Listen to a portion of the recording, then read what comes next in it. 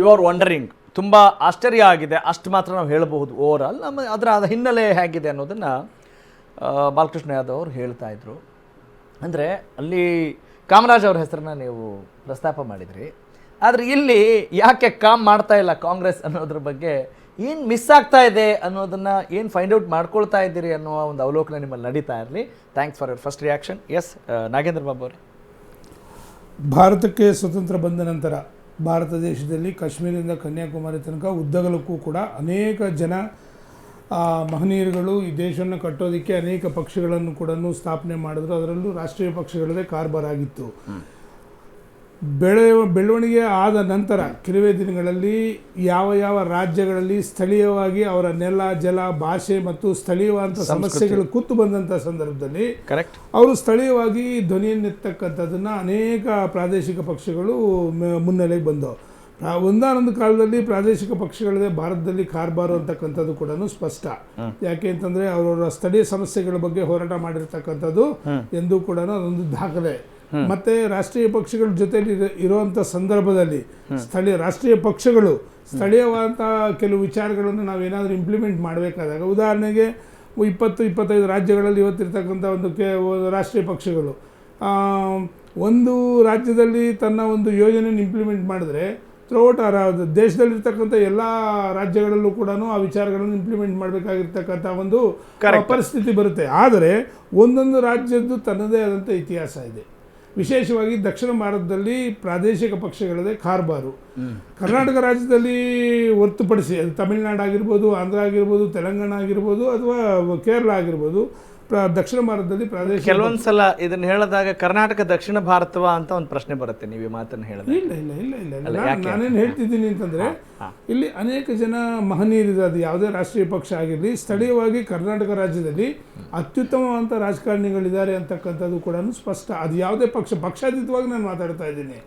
ನೋಡಿ, ಇಲ್ಲಿ ಯಾವೊಂದು ರಾಷ್ಟ್ರೀಯ ಪಕ್ಷಗಳ ಒಂದು ಹಿನ್ನಡೆ ಆದಂಥ ಸಂದರ್ಭದಲ್ಲಿ ಕರ್ನಾಟಕ ರಾಜ್ಯದಲ್ಲಿ BJP ಮತ್ತು ಕಾಂಗ್ರೆಸ್ಗೆ ಎರಡಕ್ಕೂ ವಿರುದ್ಧವಾಗಿ ಒಂದು ಪ್ರಾದೇಶಿಕ ಪಕ್ಷ ಯಾವುದಾದ್ರೂ ಇವತ್ತು ಕರ್ನಾಟಕ ರಾಜ್ಯದಲ್ಲಿ ಸಕ್ಸಸ್ ಆಗಿದೆ ಅಂತಕ್ಕಂಥದ್ದು ಜಾತ್ಯತೀತ ಜನತಾದಳ.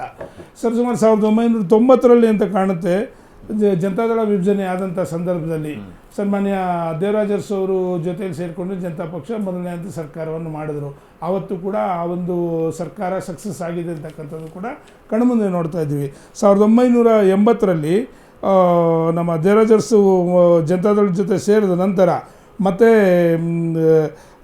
KJP ಆಗಿರ್ಬೋದು, KCP ಆಗಿರ್ಬೋದು, ಕರ್ನಾಟಕ ಕಾಂಗ್ರೆಸ್ ಪಕ್ಷ ಮತ್ತು ಮಧ್ಯದಲ್ಲಿ ಕೂಡ ಪ್ರಾದೇಶಿಕ ಪಕ್ಷವಾಗಿ ಬಂತು.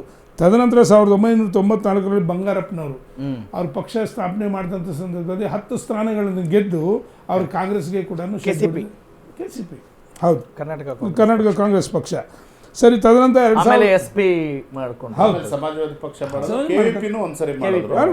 ಬರ್ತಾ ಇದ್ದೀನಿ. ಅಲ್ಲಾದ ನಂತರ 2013ರಲ್ಲಿ KJP ಅಂತ ಯಡಿಯೂರಪ್ಪನವ್ರು ಮಾಡಿದ್ರು. ನೋಡಿ, BJP ಅಂತ ಒಂದು ರಾಷ್ಟ್ರೀಯ ಪಕ್ಷವನ್ನೇ ಅವತ್ತು ತನ್ನ ಸರ್ಕಾರ ಕಳ್ಕೊಳ್ಳೋದಕ್ಕೆ ಕಾರಣ ಆಗಿದ್ದು ಸನ್ಮಾನ ಯಡಿಯೂರಪ್ಪನವರು ಸ್ಥಾಪನೆ ಮಾಡಿದಂಥ ಒಂದು ಪ್ರಾದೇಶಿಕ ಪಕ್ಷ ಅವತ್ತು ಕೂಡ ದೊಡ್ಡ ಮಟ್ಟದಲ್ಲಿ ಹೊಡೆದಿತ್ತು. ಅದಾದ ನಂತರ BSR ನಮ್ಮ ಯಾರು ಶ್ರೀರಾಮುಲು ಬಳ್ಳಾರಿಯಲ್ಲಿ BSR ಸ್ಥಾಪನೆ ಮಾಡಿದಂಥ ಸಂದರ್ಭದಲ್ಲೂ ಕೂಡ ರಾಷ್ಟ್ರೀಯ ಪಕ್ಷಗಳು ಹೊಡೆತ ಕೊಟ್ಟಿರ್ತಕ್ಕಂಥದ್ದು ಸ್ಪಷ್ಟವಾಗಿ ಕಾಣುತ್ತೆ. ಮತ್ತು ಈಗ ಪ್ರೆಸೆಂಟ್ಗೆ ಸರ್ವೋದಯ ಪಕ್ಷ ಕೂಡ ಕರ್ನಾಟಕ ರಾಜ್ಯದಲ್ಲಿ ಪ್ರಾದೇಶಿಕ ಪಕ್ಷವಾಗಿ ಉಳ್ಕೊಂಡಿದೆ. ಇದೆಲ್ಲ ಇತಿಹಾಸವನ್ನು ನಾನು ಯಾಕೆ ಹೇಳ್ತಾ ಇದ್ದೀನಿ ಅಂತಂದರೆ, ದಕ್ಷಿಣ ಭಾರತದ ಎಲ್ಲ ರಾಜ್ಯಗಳಲ್ಲೂ ಕೂಡ ಪ್ರಾದೇಶಿಕ ಪಕ್ಷಗಳು ಕ್ಲಿಕ್ ಆಗಿದ್ದರೆ ಕರ್ನಾಟಕದಲ್ಲಿ ಯಾಕಾಗಿಲ್ಲ ಅಂತಕ್ಕಂಥದ್ದಕ್ಕೆ ಅನೇಕ ಸಂದರ್ಭಗಳಲ್ಲಿ ಒಂದು ರೀತಿ ಸ್ಥಳೀಯ ಸಮಸ್ಯೆಗಳನ್ನು ಇಟ್ಕೊಂಡು ಹೋರಾಟ ಮಾಡಿದಂಥ ಅನೇಕ ಜನ ನಾಯಕರುಗಳು ಜಾತ್ಯತೀತ ಜನತಾದಳದಲ್ಲಿ ಬಂದು ಅವರು ತಮ್ಮ ನೆಲವನ್ನು ಕಂಡು ಕೂಡಲೇನೆ ರಾಷ್ಟ್ರೀಯ ಪಕ್ಷಗಳ ಜೊತೆ ಕೈ ಜೋಡಿಸಿ ಪಕ್ಷಾಂತರ ಮಾಡಿದ್ದೇ ಇಲ್ಲಿ ನಮಗೆ ಡ್ರಾಬ್ಯಾಕ್ ಆಗಿರ್ತಕ್ಕಂಥದ್ದು ನಂಬರ್ 1. ನಂಬರ್ 2, ಯಾವೊಂದು ಸಂಪೂರ್ಣ ಬಹುಮತ ಬರದೇನೆ ಅತಂತ್ರ ವಿಧಾನಸಭೆ ಆದಂಥ ಸಂದರ್ಭದಲ್ಲಿ ಜಾತ್ಯತೀತ ಜನತಾದಳ, ಅದು ಕಾಂಗ್ರೆಸ್ ಆಗಿರ್ಬೋದು ಮತ್ತು BJP ಆಗಿರ್ಬೋದು, ಎರಡೂ ರಾಷ್ಟ್ರೀಯ ಪಕ್ಷಗಳ ಜೊತೆಯಲ್ಲಿ ಸಮ್ಮಿಶ್ರ ಸರ್ಕಾರ ಮಾಡಿದಂಥ ಸಂದರ್ಭದಲ್ಲಿ 2 ಬಾರಿ ಮುಖ್ಯಮಂತ್ರಿಯಾಗಿ ಸನ್ಮಾನ್ಯ ಕುಮಾರಸ್ವಾಮಿಯವರು ಅತ್ಯುತ್ತಮ ಅಂತ ಕೆಲಸ ಮಾಡಿರ್ತಕ್ಕಂಥದ್ದು ಕೂಡ ಕಣ್ಮುಂದೆ ನಿದರ್ಶನ ಇದೆ. ತಾವು ಕೇಳ್ತಾ ಇರ್ತಕ್ಕಂಥದ್ದು ತಮಿಳುನಾಡಲ್ಲಿ ವಿಜಯ್ ಅವರು ಗೆದ್ದ ನಂತರ ನೋಡಿ, ತಮಿಳುನಾಡು ರಾಜಕಾರಣ, ಆಂಧ್ರ ರಾಜಕಾರಣ ಬೇರೆ, ಕರ್ನಾಟಕ ರಾಜಕಾರಣನೇ ಬೇರೆ ಆಗುತ್ತೆ. ಜನ ಇದ್ದಾರೆ ಇಲ್ಲ ನೋಡಿ, ಆ ಜನರಿಗೂ ಬೇಜಾರಿದೆ. ತಮಿಳುನಾಡು ಆಂಧ್ರ ಪ್ರದೇಶದ ಜನರಿಗೂ ಕೂಡ ಬೇಜಾರು ಇದ್ದೇ ಈ ರೀತಿಯಾದಂಥ ಒಂದು ಮ್ಯಾಂಡೇಟ್ ಕೊಟ್ಟಿದ್ದಾರೆ. ಅಲ್ಲೊಂದು ಪಾಯಿಂಟ್ ಇದೆ ನಿಮಗೆ. ಹಾ. ಯಾವ ಒಂದು ಪ್ರಾದೇಶಿಕ ಪಕ್ಷಗಳು ಅಂತಕ್ಕಂಥ ಹೆಸರಲ್ಲಿ ಅನೇಕ ವರ್ಷಗಳು ಅವರು ಆಡಳಿತ ಮಾಡಿದ ನಂತರ ಯಾವೊಂದು ಭ್ರಷ್ಟಾಚಾರದ ಕಡೆ ತಿರುಗಿದ್ರು ಅಂತ ಸಂದರ್ಭದಲ್ಲಿ ಜನಗಳು ಕೂಡ ಒಂದು ಹೊಸ ನಾಯಕನನ್ನು ಹುಡುಕೋದಕ್ಕೆ ರೆವಲ್ಯೂಷನ್ ಅಂತ ಅನ್ನಿಸ್ತು ನಿನ್ನೆ. ಅಲ್ಲಿ ಇನ್ನೊಂದು ಪಾಯಿಂಟ್ ಇದೆ. ರಜನಿಕಾಂತ್ ಕಮಲಸನ್ ಅಂತಕ್ಕಂಥ ಘಟಾನುಘಟಿಗಳು ಕೂಡ ಅವತ್ತು ಅವರು ಪ್ರಯತ್ನ ಮಾಡಲಿಲ್ಲ. ಆದ್ರೆ ಇವ್ರು ಯಾಕೆ ಇವ್ರನ್ನ ಆಯ್ಕೆ ಮಾಡಿದ್ರು ಅಂತಕ್ಕಂಥದಕ್ಕೆ ನೋಡಿ, ಸರಿಸುಮಾರು 60,000 ಅಭಿಮಾನಿ ಸಂಘಗಳಿತ್ತು ಅವ್ರದ್ದು. ಅವರೇನು ಗ್ರೌಂಡ್ 2 ವರ್ಷದಿಂದ 60,000 ಅಭಿಮಾನಿ ಸಂಘಗಳನ್ನು ಇಟ್ಕೊಂಡು ಗ್ರೌಂಡ್ ವರ್ಕ್ ಮಾಡಿರ್ತಕ್ಕಂಥದ್ದು. ಆದರೆ ಜನಗಳು ಆಗಿರ್ಬೋದು ಅಥವಾ ಮಾಧ್ಯಮಗಳಾಗಿರ್ಬೋದು ಹೇಳಿದ್ರು ಇವರೆಲ್ಲೂ ಕೂಡ ಇಲ್ಲಿ ಸಂಘಟನಾ ಶಕ್ತಿ ಇಲ್ಲಿ ಕೆಲಸ ಮಾಡ್ತಾ ಇದೆ. ದಿಢೀರ್ ಅಂತ ಬಂದಿದ್ದಲ್ಲ, ಅಭಿಮಾನಿಗಳ ಸಂಘ ಕೂಡ ಕೆಲಸ ಮಾಡಿದೆ. ಮತ್ತು ಭ್ರಷ್ಟಾಚಾರ ಯಾವಾಗ ಆಡಳಿತವನ್ನ ತೊಡೆದು ಹಾಕುವ ಮಟ್ಟಕ್ಕೆ ಬರುತ್ತೋ ಅವಾಗ ಜನ ಪಾಠ ಕಲಿಸಿದ್ದಾರೆ. ಒಂದು ಕಡೆ ಇತಿಹಾಸವನ್ನ ಹೇಳಿದ್ರು ಕಾಂಗ್ರೆಸ್ ವಕ್ತಾರರು, ಇನ್ನೊಂದು ಕಡೆ ಪ್ರಾದೇಶಿಕ ಪಕ್ಷ ನಿಜಕ್ಕೂ ಕೂಡ ಯಾವ ರೀತಿ ಕೆಲಸ ಮಾಡುತ್ತೆ ಮತ್ತು JDSನ ಪ್ರಭಾವ ಎಂಥದ್ದು ಅನ್ನೋದನ್ನು ಕೂಡ ಅವರು ಸೂಚ್ಯವಾಗಿ ಹೇಳಿದ್ದಾರೆ. Thanks for your first reaction. Okay, yes, I go with Ravish Dasappa. Sir, ಏನಾಗಿದೆ ಅಂದರೆ ಕಳೆದ ಒಂದು 10-20 ವರ್ಷಗಳಿಂದ ಬದಲಾವಣೆ ಜಗದ ನಿಯಮ ಅಂತ ಏನು ಹೇಳ್ತಾರೆ, ಅದೇ ರೀತಿ ಈಗ ಬದಲಾವಣೆನ ಹೊಸ ಪೀಳಿಗೆ ಬಯಸ್ತಾ ಇದೆ. ಈಗ ಜನ್ಜಿ ಯುಗ ಆಗ್ಬಿಟ್ಟಿದೆ. ಎಲ್ಲ ದೇಶ ವಿದೇಶಗಳಲ್ಲಿ ಬೇರೆ ಬೇರೆ ರಾಷ್ಟ್ರಗಳಲ್ಲೂ ಸಹ ಆ ಬದಲಾವಣೆನ ಆಲ್ರೆಡಿ ನಾವು ಒಂದು 5-6 ವರ್ಷಗಳಿಂದ ನೋಡ್ಕೊಂಬಂದಿದ್ದೀವಿ. ಈಗ ಕಳೆದ ವರ್ಷ ನೇಪಾಳದಲ್ಲಿ ಭಾರೀ ಬದಲಾವಣೆ ತಂದಿದೆ. ಏನಾಗಿದೆ, ಜನರಿಗೆ ಯುವ ಪೀಳಿಗೆಗೆ ಏನು ಬೇಕಂದರೆ ಅಭಿವೃದ್ಧಿ ಬೇಕು, ಆರೋಗ್ಯ ಬೇಕು, ಶಿಕ್ಷಣ ಬೇಕು, ಮತ್ತು ಸೌಹಾರ್ದಿತವಾಗಿ ಬಾಳ್ವೆ ಮಾಡೋಕ್ಕೆ ಇಷ್ಟಪಡ್ತಾರೆ. ಅವ್ರಿಗೆ ಯಾವುದೇ ಜಾತಿ ಧರ್ಮ ಭಾಷೆ ಬೇಕಾಗಿಲ್ಲ ಈಗ.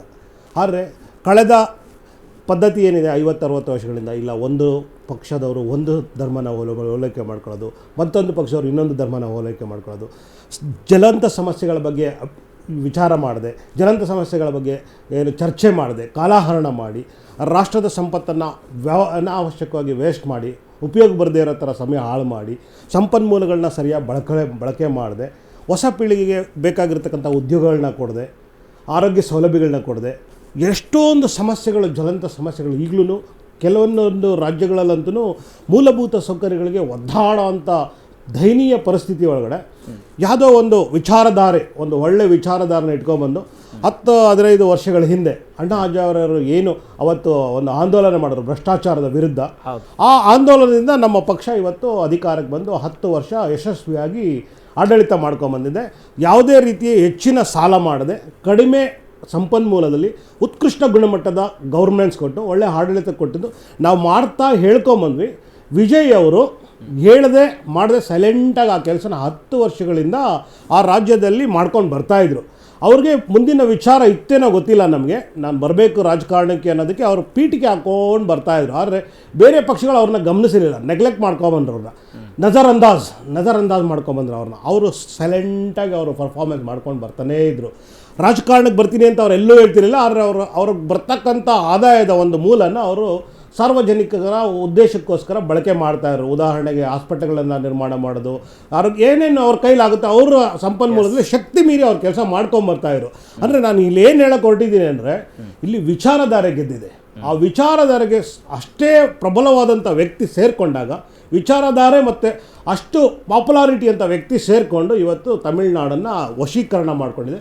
ಘಟಾನುಘಟಿಗಳು ಇವತ್ತು ಅಲ್ಲಿ ಸೋತು ಮಣ್ಣು ಮುಕ್ಕಿದ್ದಾರೆ. ಏನಕ್ಕೆ ಈ ಮಾತು ಹೇಳ್ತೀನಿ ಅಂದರೆ, ವಿಜಯ್ ಅವ್ರ ಮಂತ್ರಿಮಂಡಲ ಏನು ಅವ್ರು ಗೆದ್ದಿದ್ದಾರೆ, ಅದರಲ್ಲಿ ಹಾರ್ಡ್ಲಿ 5-10 ಜನದ ಹೆಸರು ಮಾತ್ರ ನಮಗೆ ಗೊತ್ತಿರುತ್ತೆ ಅಷ್ಟೇ ಬಿಟ್ಟರೆ 90 ಜನದ ಹೆಸರು ಯಾರಿಗೂ ಗೊತ್ತಿಲ್ಲ ದೇಶದಲ್ಲಿರೋರಿಗೆ.